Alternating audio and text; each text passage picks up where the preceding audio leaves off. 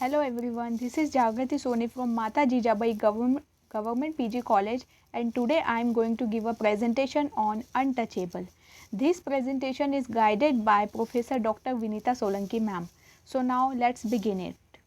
First of all, we will study some points about Mulk Anand, who is the author or writer of this novel. Mulk Anand was born on 12 December 1905 in Peshawar, which is now in Pakistan. He died on 28 September 2004 at the age of 98 in Pune, India. He was a writer by his occupation. His period was 20th century and his genre was realistic fiction. His notable works are Kuli and Untouchable, and he was awarded by Sahitya Akademi in 1971, Padma Bhushan in 1967 and International Peace Prize in 1953. Here are some quotes by Mulk Anand. First one is, how queer. The Hindus don't feed their cows, although they call cow mother. So it is a pathetic situation actually that we call cow a mother and we don't feed cows. One another thought by Mulk Anand is, man is both the subject and object of his culture.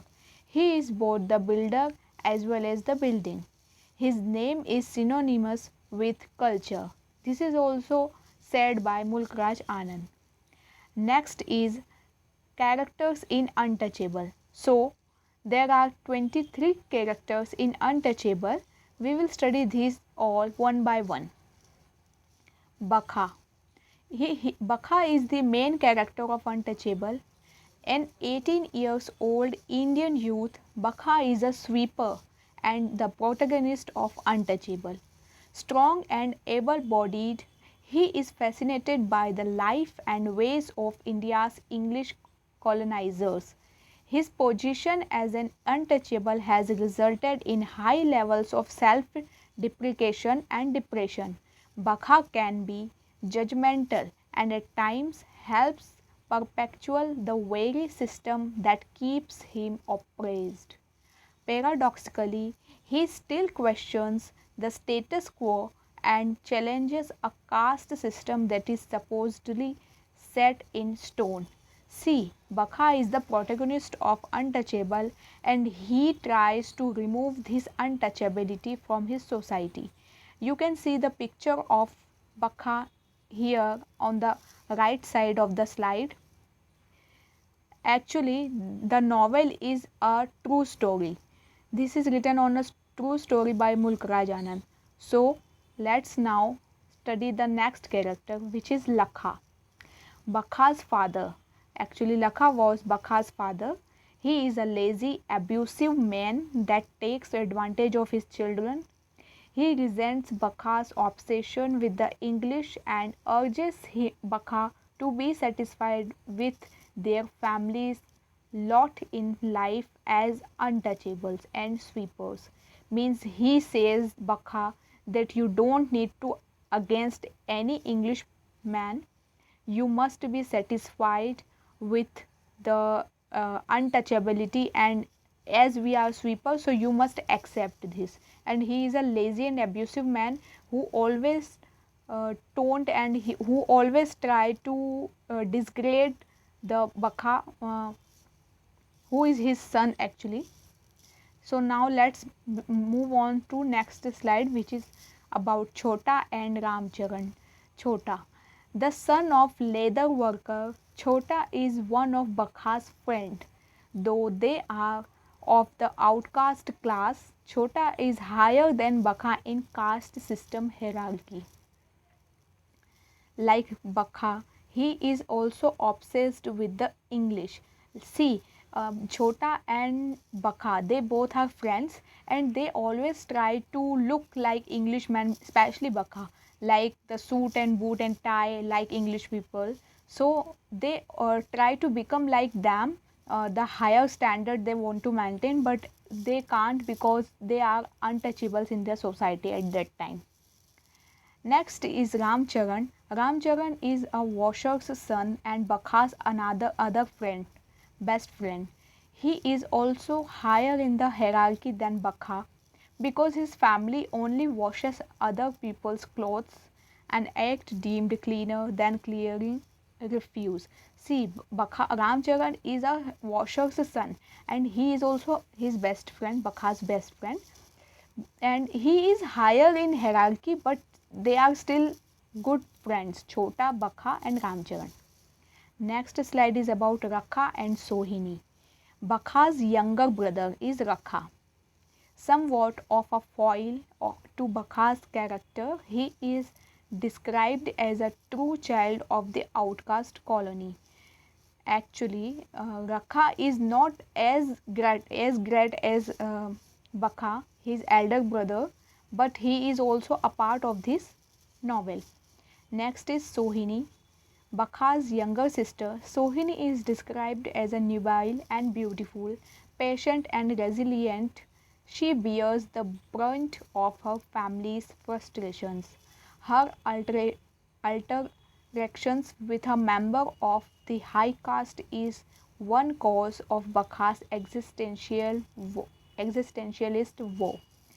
Actually, Sohini is uh, a girl who is the sister of Bakha, and she is always getting frustrations due to the societal norms and the society which she, as she is so beautiful, so all of them used to abuse her, and means they try to make her lower than them, so this makes her frustrate by her ends.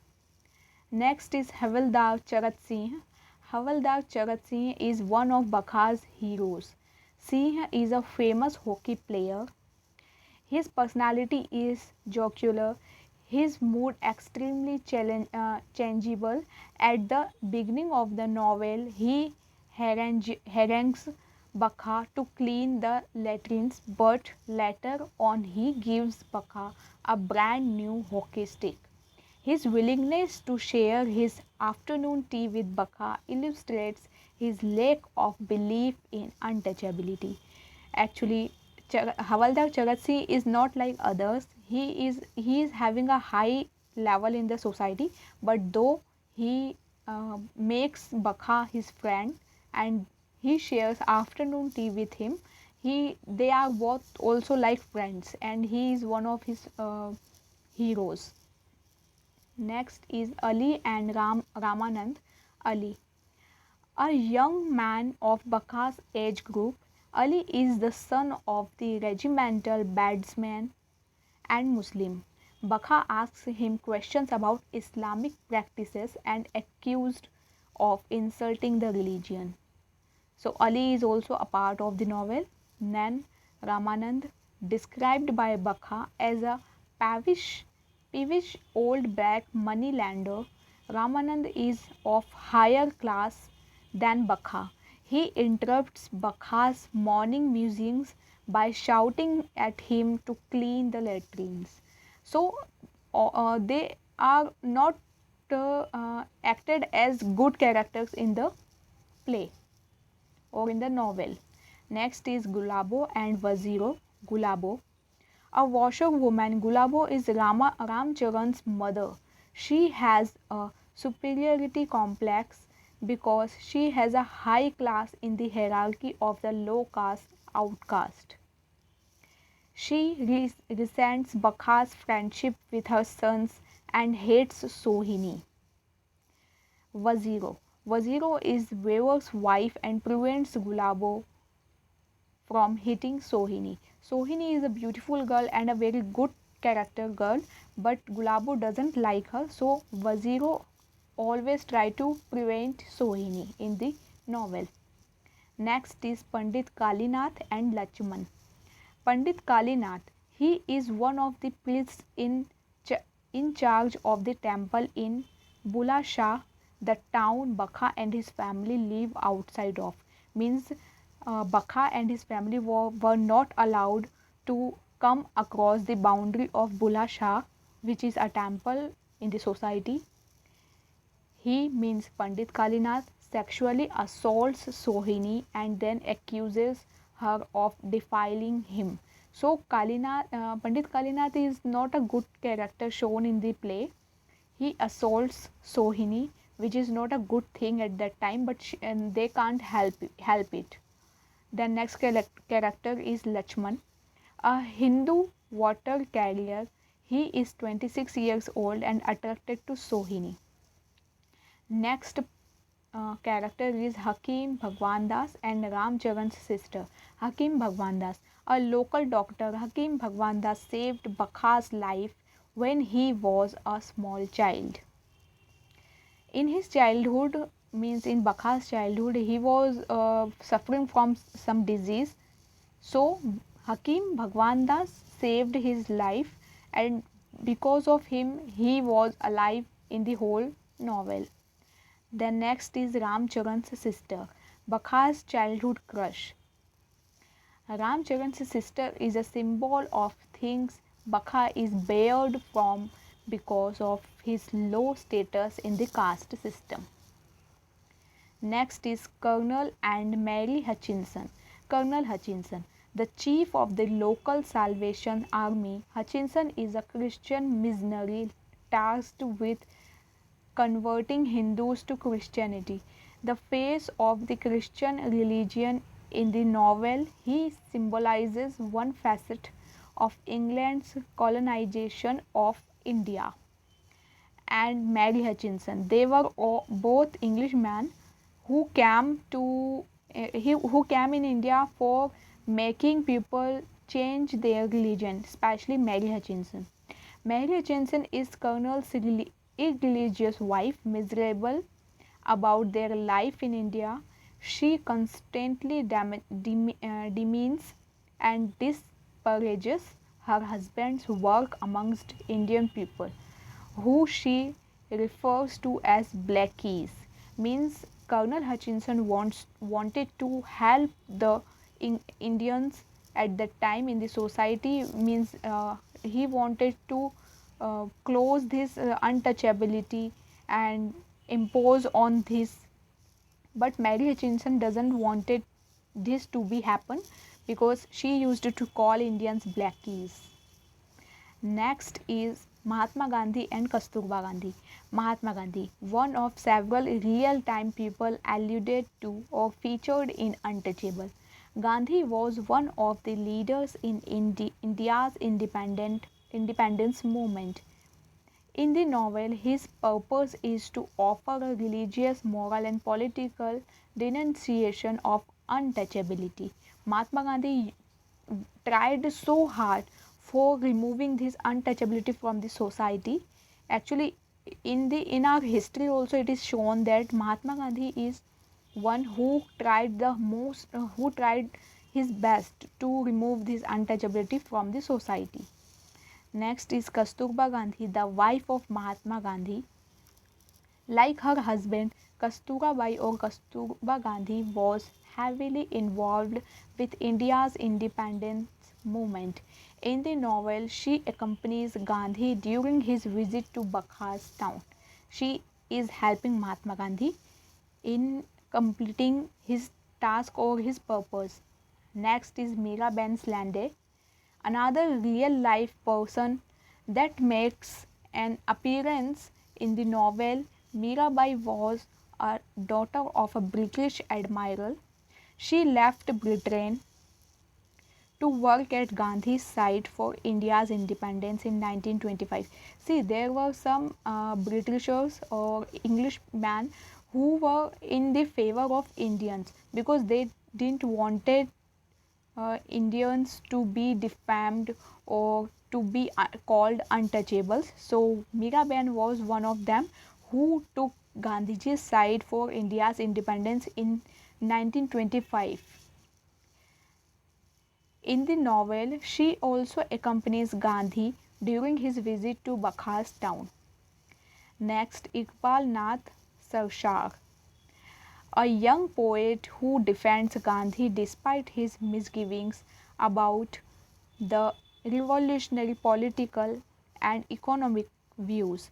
Sarashar offers up a Marxist interpretation of the plight of the untouchables and suggests a Marxist solution. Then Aaron Bashir. It is a small character in the novel.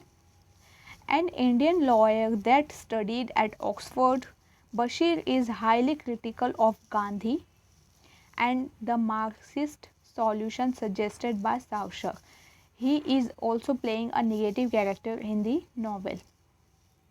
Now we will study themes of Untouchable. See, I have made this slide showing all the main themes of Untouchables, and we will study all these one by one. So now let's begin with the first theme, discrimination and segregation. Anand is touched with pity at the deplorable plight of the untouchables. The untouchables are segregated and discriminated against the rest of the society. The colony does have several outcasts, including washermen and leather workers, but scavengers hold the lowest rank in the hierarchy of castes. They deserve least human love and sympathy as ordained by the age old Vedic tradition. They have been subjected to subhuman status. In some respects, animals are better than untouchables because they are at large to use their surroundings without polluting them. So, see, this type of untouchability was prevalent and at that time before the independence, that animals were having more rights going hither thither as compared to humans. Means they were humans who are having low hierarchy, or in the hierarchy system who are having low level. Then next theme of the untouchable is social realism. Anand is not exotic about his principles and ideology. He is very pragmatic and realistic in his approach to the problem of untouchability. The theme of the novel is based on the childhood experience. Means Mulkaraj Anand has seen all these things because he died in 2004, and he has seen all these from the starting. Means he born on in 1905 in Peshawar, which is in Pakistan now, as we have studied in the previous slide. So from that time till independence he has seen everything, and that's why he wrote this novel. Anand has first hand experience of untouchables and their surroundings. As a child, he used to play with the untouchable boys. Bakha, the hero's life is authentic, as E.M. Forster says, untouchable could only have been written by an Indian, and by an Indian who observed from the outside. No European, however sympathetic, could have created an character of Bakha, because he would not have known enough about his troubles. So, social realism is also one main and major theme of Untouchable. Next is untouchability, which is the most important and great theme of the novel. The cruelty and tyranny perpetrated on Bakha was peculiar on the untouchables alone, although they shared the common hardship and indignity with other outcasts. Everybody takes them and lots to accept anything from them or to give anything to them. The confectioner picks the coin after washing it, when Bakha exchange it for some sweet. They wrap them in paper and throw, as a butcher throws a bone to a dog. So this level of untouchability was prevalent at that time before independence. They are not entitled to relish fresh and good food. so that subsist on leavings of food and stale food which was thrown by others. That type of food they have to eat. Considered sumptuous enough for the untouchables, they are denied entrance to temple even though they are Hindus. They believe that the untouchable could defile gods and goddesses and even the premises of the temple. This hypocrisy of Hindu tradition is well portrayed by Anand. He has said that get off the steps, scavenger, off with you. You have defiled our temple. Now we will have to pay for the purification ceremony. Get down, get away, dog. So these type of words untouchable people used to listen every day in that time. Next is the vicious circle. The thousands years of slavery has left an irrevocable marks upon the life and psyche of the untouchables. Weakness corrupts and absolute weakness corrupts absolutely. Baka, a scavenger boy, is caught in the vicious circle from which there is no escape. Destined or subjected to clean dung and live in squalor, he has to survive on food left over by the caste Hindus, and for water depends on the mercy of so-called patrons of Hindu tradition. Health and hygiene are useless words for them. Neat and clean life is still a distant dream for them. The fact that they are untouchables seems to be the only reason to perpetuate the ostracism, and their sufferings merge their eternity. So, this is another theme, and now let's move on to the next theme, which is servility. Lakha and Rakha means father and son are dormant, idle, and lethargic. They sit idle and suffer, but do not even dream of protesting against social injustice and exploitation. Bakha means the son of Lakha and the brother of Rakha, who has a sense of self esteem, has enough potential to protest against untouchability, which has left him mortified, but centuries of servility has paralyzed him and sucked away the zeal and vigor to retaliate. His senses are paralyzed when a caste Hindu says, "Keep to the side of the road, you low caste vermin." Suddenly hears someone shouting at him, "Why don't you call, you swine?" So these type of words Bakha has listened many times, and from his childhood he was listening all this. So that's why he couraged that much to protest them. It is servility of the untouchable who encourage Pandit Kalinath to molest Sohini.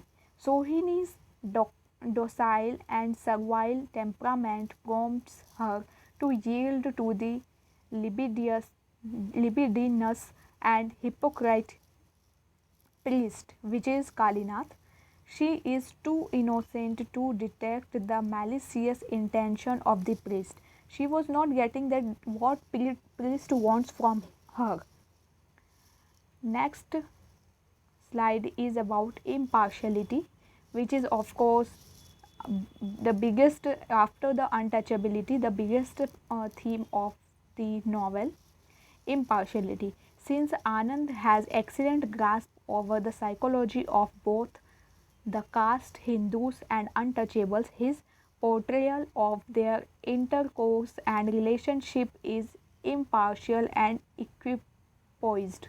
He does neither overstate or exaggerate the injustice and cruelty perpetrated on the untouchables, nor does deride and censure all caste Hindus for being callous and unscrupulous. His caste Hindu characters are not all tyrant nor all his untouchables praiseworthy and commendable.